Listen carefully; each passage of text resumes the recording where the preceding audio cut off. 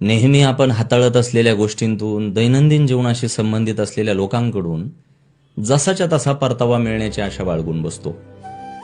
उदाहरणार्थ, मी जर चांगला वागलो असेल, माझ्याकडून जर काळजी घेतली गेली असेल, तर मलाही चांगलीच वागणूक मिळायला हवी, समोरच्यानेही काळजी घ्यायला हवी असं आपल्याला वाटत राहतं.